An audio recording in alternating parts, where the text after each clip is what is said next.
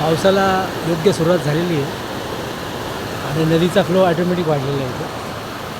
कालच्यापेक्षा जास्त फ्लो आहे आणि तपोवनातील ही नदी लक्ष्मण प्रभूंच्या प्रतापाची साथ देत असते. काही ठिकाणी डायरेक्ट उत्तर वाहिनी आहे, काही ठिकाणी डायरेक्ट दक्षिण वाहिनी आहे. बरोबर, म्हणजे जिथे प्रभूंचा शूर्पणखेने अतिशय क्रूर चेष्टा करून सुंदर रूप घेऊन क्रूर चेष्टा केली त्यांच्या यौवनाची, तीच ही जागा आहे. म्हणून इथल्या पाण्याला कसं आहे, खळखळाट आहे जास्त. बरोबर, आणि तिचं पूर्वजन्मातलं जे पाप होतं ते बरोबर अगदी बरोबर पूर्वेला आणि नंतर बरोबर दक्षिणेला अशी ही नदी वाहिलेली होती. आणि इथे येता जाता ब्रिज होता मागच्या काळामध्ये, पण तो ब्रिज ऑटोमॅटिक तुटलेला आहे, कारण की तो दगडाचा किंवा तत्सम त्या काळाचा होता. पण येणारी वाट एकदम प्रशस्त आहे.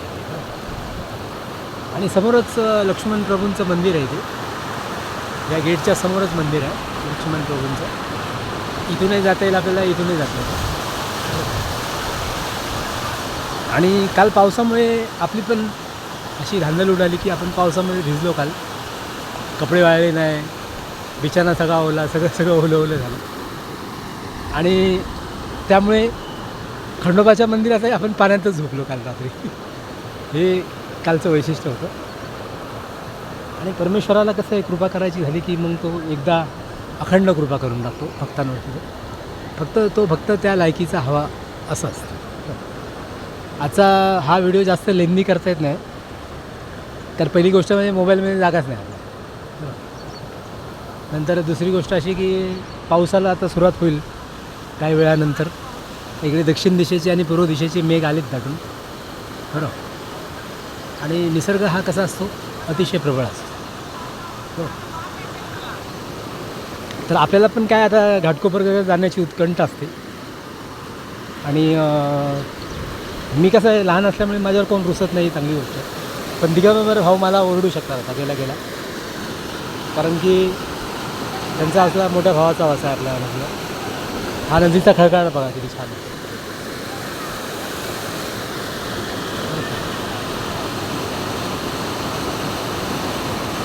अतिशय सुंदर दृश्य. आणि अशा ठिकाणी जर मुंबईचे लोक येत जात राहिले तर त्यांना परमसिद्धी दात्री, हरसिद्धी माता आणि ईश्वरी साक्षात्कार झाल्याशिवाय राहणार. आता आपल्याला तर झालेलं आहे, पण आपण काय करतो आहे, त्यांच्याकडे लक्षच देत नाही. त्या देवीदेवतांकडे काही लक्ष देत नाही आणि त्यांना आपण काही बोलत पण नाही, कारण की स्वामी समर्थ माऊलीसोबत असली म्हणजे आपल्याला कुठल्या देवीदेवतांची पण गरज नाही. तर असं हे सकाळचं दृश्य आहे. आजही कामाचा खाडा झालेला आहे आपला, कारण की कसं होतं, गुरूंच्या घरी आणि प्रवीणच्या घरी अशा दोन ठिकाणी भोजनाची व्यवस्था आहे. आणि दुसरी गोष्ट अशी की आपण भिक्षा वगैरे काय मागत नाही, कारण की घरातले लोक आपला व्हिडिओ बघत असतात. आणि मागे मी एकदाच फक्त जलाराम बाप्पांच्या इकडे भिक्षा घेतली, तर मला खंडोबाने येऊन प्रचंड मोठ्या गोष्टींचा आपल्याला सामना करावा लागला. म्हणजे लाल कुंकवाने काय हळद लावून आला खंडोबाने, झगडा करायला लागला माझ्याशी की तू मानुभाव पंथाचा आहे, मग तुला भिक्षा कशी काय चालते. तर मानुभाव पंथ हा रामभाऊ कसा अतिशय प्रखर आणि अतिशय उदात्त आहे. तो त्याच्यासारखा धर्मच नाही, त्यासारखा पंथ नाही. इथे समोर राम आणि सीता आहे वनवासामध्ये. बरोबर, आणि आपल्या नशिबातला हा घाट आता संपला आहे रामभाऊ. का अतिशय सुंदर घाट आपल्या नशिबात आला आहे. पुढे काळचक्र पूर्ण बदली केलं आहे उज्जैनच्या महाकाळाने, आणि चांगला वेळ येण्याची शक्यता आहे. पण घाटकोपरला आपला निभाव होत नाही आता. बरोबर, तिथे काही आपल्याला जळणारी माणसं आपल्याला त्रास देत राहतात सारखा. आणि ते सगळं कसं आहे, अतिशय कमी माणुसकीचं असल्यामुळे कोणाला सांगत नाही आपण, आपल्या मनातच ठेवतो त्या गोष्टी. आता काल मी निश्चय केला होता की आपण घाटकोपरला राहूया 2-3 महिने, पण नुसत्या जेवणाच्या सोयीसाठी आपल्याला इकडे यावं लागतं, फक्त जेवणासाठी यावं लागतं. कदाचित अन्नपूर्णा माता आपल्याला इकडचं अन्न खायला भाग पाडते. आणि व्यायाम पण इकडे, आता आज व्यायाम चालू करणार आहे मी. आज व्यायाम चालू केला का 4 महिने खडाच नाही मग व्यायामाचा. ओके, भले कामाचा खडा होईल आपल्या, नो प्रॉब्लेम. आणि कामाचा खडा झाला तर आपण ते शाळा किंवा आपल्याकडे बरेचसे बिझनेस आहेत त्याच्यावर आपला उदरनिर्वाह कमी पैशात चालवून घेऊ. कारण की एकदा राजकारणात उडी मारल्यावरती मग आपल्याला आई माता पार्वतीचा वरदहस्त मिळणार आहे येत्या काळात. आणि स्वप्नदृष्टांत बजरंगबलीसारखे लक्षात राहत नाही. न जाणे आपले बजरंगबलीचं रूप झालं, कधी लक्ष्मणाचं झालं, आणि काल विष्णूचंही रूप आपलं झालं होतं. त्याच्यामुळे परमेश्वर आपल्यासोबत आहे हे महत्त्वाचं आहे. बरोबर.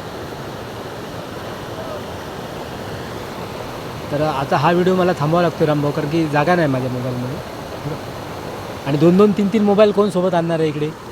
आता जास्त मोबाईल दिसले की लहान मुलं म्हणतात आम्हाला एक मोबाईल द्या, मोठी माणसं म्हणतात आम्हाला एक मोबाईल द्या. मग आपण एकच मोबाईल आणतो आता सध्या, कारण की तिकडे गिरिजाकडे पण 2-3 मोबाईल आहेत आपले, आणि गिरिजा ते हट्टी असल्यामुळे आपल्याला मोबाईल देत नाही. पण हे जिवंत चित्र आपल्याला बघून कसं आहे, सकाळची तुमच्या मनातील जी प्रवृत्ती असते ती चेंज होते. आणि सूर्य पण सुद्धा आकाशात दिसतो इथे समोर, समोरच आहे सूर्य.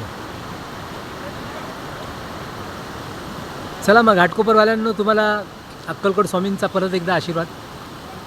आणि मला पण कसं आता नर्मदा नदीकडे जायचं आहे, कुबेर आणि भंडारी तीर्थावरती जायचं आहे. तिथे मोठ्या मोठ्या नर्मदा काशी करायची आहे. मग कैलास पर्वताकडे मी जाईल, कारण की मला ते करणंच भाग आहे. लग्नाच्या अगोदर करावं लागतं सगळे, बरोबर. तर लक्ष्मण तीर्थाचा आपल्याला कायमचा निरोप घ्यायचा आहे आता, कारण की येथील आपला वनवास संपलेला आहे आता, आणि चांगले दिवस चालू झाले आता, बरोबर.